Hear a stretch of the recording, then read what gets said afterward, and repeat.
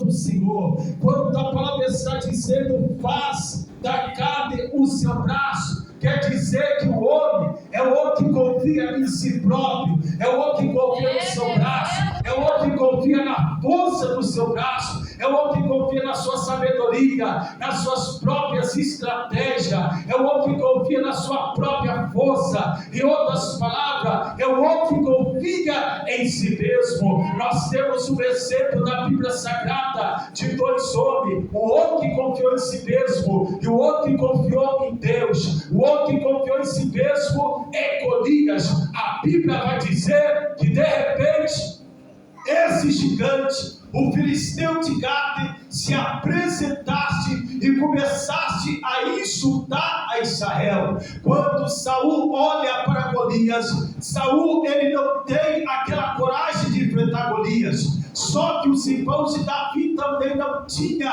esta coragem. Nenhum outro guerreiro de Israel tinha esta coragem. Então Golias começou a falar a eles e a dizer: me dê um homem para que ambos pelejemos. Se esse homem conseguir me vencer, então nós os filisteus seremos os vossos servos. Mas se eu vencer este homem, então vocês servirão a nós os filisteus. A Bíblia vai dizer que Davi está junto com as ovelhas e de repente o seu pai chama a Davi naquele momento, e Davi se apresenta ao seu pai, e o seu pai diz: é necessário que você vá até os seus irmãos e leve a mante verde aos seus irmãos que se encontram na guerra. Davi então, seguindo ali a ordem de seu pai, ele vai e leva alimento aos seus irmãos da guerra. Mas era propósito de Deus que Davi ele fosse lá. De repente Davi chega lá e vê aquele gigante insultando a Deus, insultando a Israel. Davi então ele começa a dizer: quem é esse circunciso filisteu? Pensa que é para insultar a Israel. Davi naquele momento ele se revolta,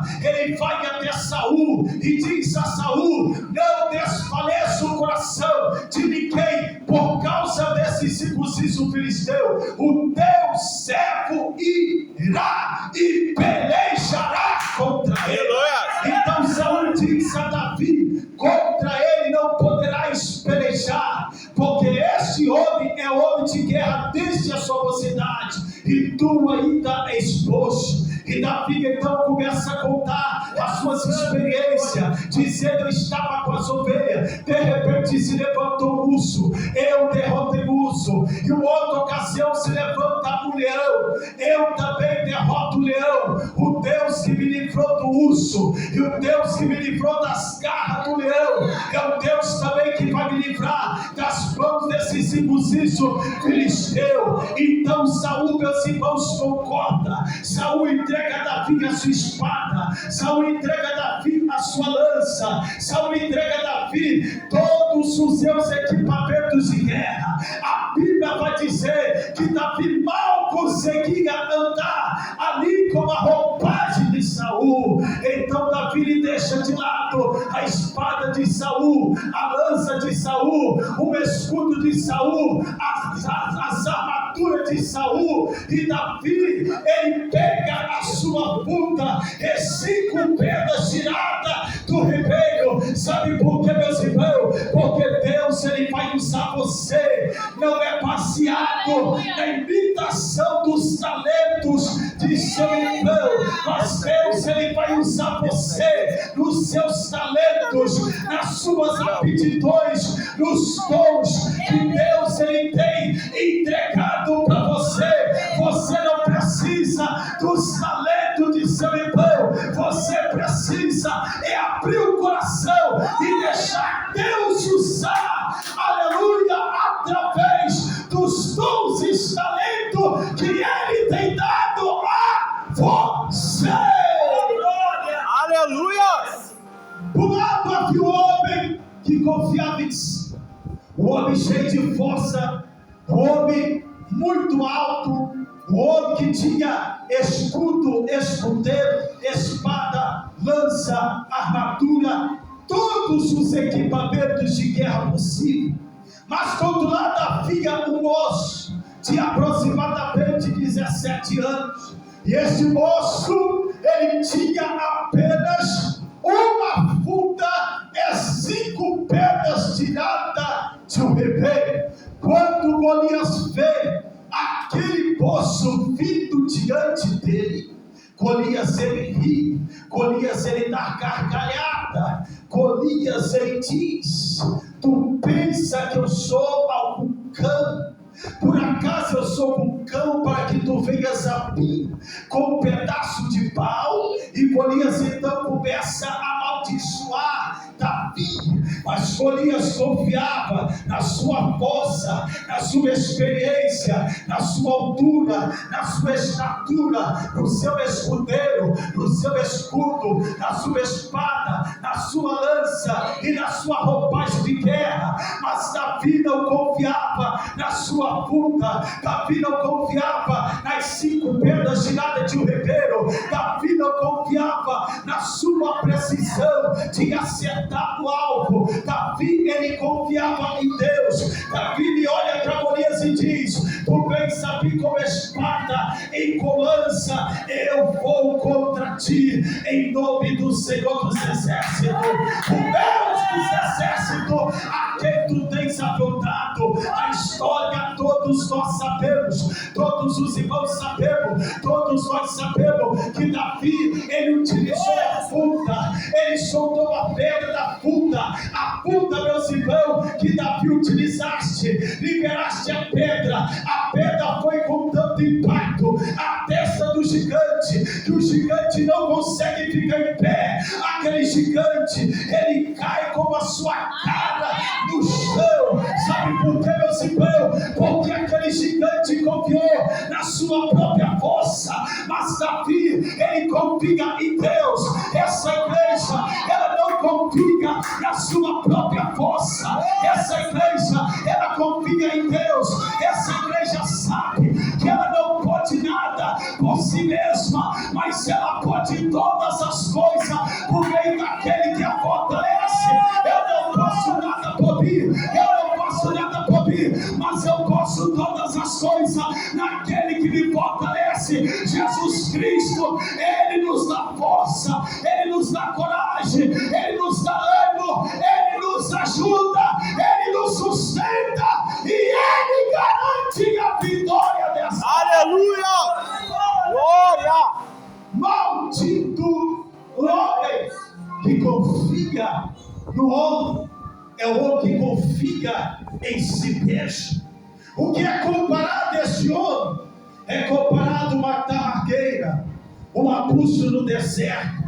Esse arbusto no deserto está desprovido de manancial, está desprovido de rio, está desprovido de água. Assim, meus irmãos, é o homem que não confia em Deus, mas confia na sua própria força. Ele está no deserto, numa terra seca, salgada e inabitável. Ele não sente quando vem o bem. O bem pode o rodear, o bem pode o cercar, mas ele não sente. Mas a Bíblia diz: bendito o varão que confia no Senhor e cuja esperança é o Senhor. Em dias de escassez, em dias de doença, em dias de enfermidade, em dias de vírus, em dias de dificuldade, podemos dizer que nós confiamos no Senhor. Nós temos um versículo bíblico de um profeta que teve uma revelação da parte de Deus, e na sua revelação ele via Nabucodonosor se aproximando, ele via o exército babilônico se aproximando, ele viu o povo sendo levado em cativeiro, ele via muitos judeus morrendo, ele via o remanescente que restara em miséria, mas ele dizia: mesmo que o produto do oliveira pinta, mesmo que não haja vaca, aleluia, eu me alegrarei no Senhor e exultarei no Deus da minha salvação. Abacuque não estava alegrando na desgraça do povo, mas ele estava dizendo: mesmo mediante essa adversidade, o cativeiro, as provações, as dificuldades, eu não perderei a minha alegria no Senhor, mesmo que o produto da oliveira pinta, mesmo que haja escassez nessa terra, eu me alegrarei no Senhor e exultarei no Deus da minha salvação, porque bendito o varão que confia no Senhor e cuja esperança é o Senhor. Há tempos de fome, a nossa esperança está no Senhor. É tempo de escassez, a nossa esperança está no Senhor. Tempo de apostasia, a nossa esperança está no Senhor. Tempo de dificuldade, a nossa esperança está no Senhor. Tempo de perseguição, a nossa esperança está no Senhor. A igreja nunca vai perder a sua esperança em Cristo, porque ela sabe a razão dela estar aqui, ela sabe quem a compraste, ela sabe que Jesus Cristo a comprou com o seu precioso sangue derramado no Calvário. Aleluia! Glória! Porque é comparado o homem, meus irmãos, que teme a Deus, ele é comparado, aleluia, uma árvore plantada a junto de águas. Essas águas, meus irmãos, podem simbolizar o próprio Jesus Cristo, que é a fonte da água da vida, que salta para a vida eterna. Essas águas podem simbolizar o fluir do Espírito Santo, aquele que confia em Deus. Ele não está em uma terra seca, ele não está numa terra salgada, mas ele está numa terra onde tem águas, cuja raiz se estende para as águas. Mesmo que venha o calor, ele não se cansa, ele não se fatiga. Sabe por quê, meus irmãos? Porque as suas folhas permanecem verde no momento de dificuldade. Ele tem esperança no momento de dificuldade, ele produz fruto no momento de dificuldade. Ele conta com Jesus Cristo, água da vida, ele conta com as águas purificadoras do Espírito Santo. Ele não está, meus irmãos, sem a presença da água que é Jesus e da água que é o Espírito de Deus. Ele está próximo, ele está junto, tão perto das águas, que as suas raízes se estendem para o ribeiro. Assim é o homem que confia no Senhor. Enganoso é o coração, mais do que todas as coisas, e perverso. Quem o conhecerá? Deus diz que ele conhece o coração, ele conhece e sabe de todas as coisas. A Bíblia vai dizer no verso 9 que o coração é duas coisas: enganoso e perverso.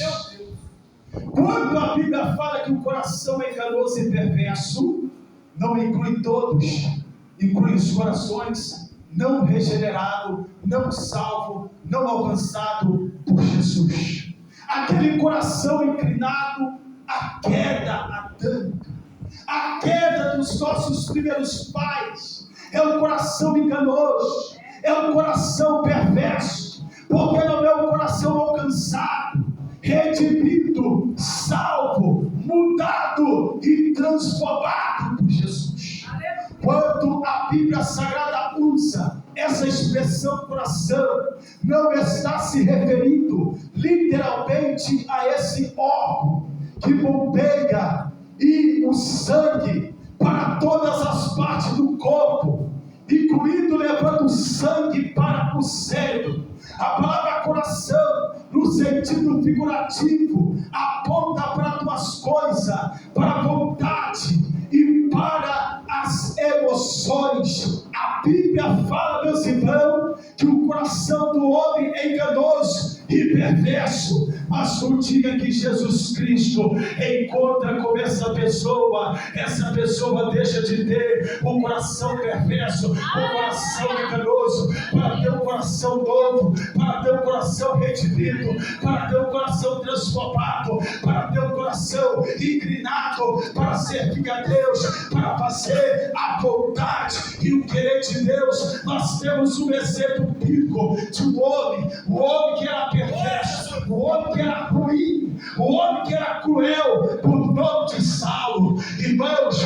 nenhum crente se atrevia a pregar para Saulo. Então aprove a nosso Jesus: pés tu ao peito, ao meio-dia, e ao encontro de Saulo, ao caminho de Damasco, para pregar para este homem. Quando esse homem estava ao caminho de Damasco, de repente uma luz o cercou. Duas coisas aconteceu com este homem. Este homem caiu por terra e cego. Caiu por terra e cego. Quando este homem cai por terra, ele fica aterrorizado. Ele observa que ele não consegue enxergar. Ele entende que ele perde ali o campo visual. E de repente ele ouve uma voz dizendo com ele. E a voz dizia assim: Saulo, Saulo, por que me persegue? O homem fica aterrorizado. Quem sabe? Quem é que está falando? Sou eu, Jesus. A quem tu persegue. Se tu persegue a igreja, tu me persegue. Se você está perseguindo a igreja, você está me perseguindo. Resumindo, esse homem foi para a casa de Judas, ficou orando 3 dias e 3 noites. De repente chegou o homem, aleluia, por nome de Ananias, colocou a mão sobre ele recuperou a vista e foi cheio do Espírito Santo. A partir deste momento, esse homem deixou de ser Saulo perseguidor, aleluia, e foi mais conhecido como o apóstolo Paulo, o doutor dos gentios da fé. Esse homem foi transformado. Antes ele tinha um coração perverso, enganoso, agora ele tem um coração transformado, um coração redimido. Quem sabe nessa noite alguém no nosso meio precisa ter um coração transformado. Jesus está aqui nessa noite. Ele tem todo o poder para mudar a tua história, aleluia. Ele pode mudar a sua história, aleluia. Glória. Eu vou finalizar. O profeta, ele ouve a voz divina e o profeta vai profetizar. E o profeta chega para o povo e profetiza: assim diz o Senhor, chegarão dias, diz o Senhor, em que eu vou tirar o coração de pedra e vou colocar o coração de carne. Aqui está 2 tipos de coração: coração de pedra, enganoso, perverso, não redimido; coração de carne, coração mudado, transformado, redimido. O que Deus ele revela para o profeta é uma transformação interior. Quando fala de coração, fala do homem na sua totalidade. Mas nós sabemos que a santidade não vem de fora para dentro, não é do externo para dentro, mas é de dentro para o externo. Começa de dentro para fora, aleluia. Primeiro a santidade, ela vai começar por dentro. Primeiro a transformação, ela vai começar por dentro, porque assim, meus irmãos, é a obra que Deus ele faz na vida, aleluia, dos pecadores. Deus ele começa fazendo a sua obra de dentro para fora. E se você nessa noite abrir o teu coração e entregar a sua vida a Jesus Cristo, ele vai começar a fazer essa obra de dentro para fora.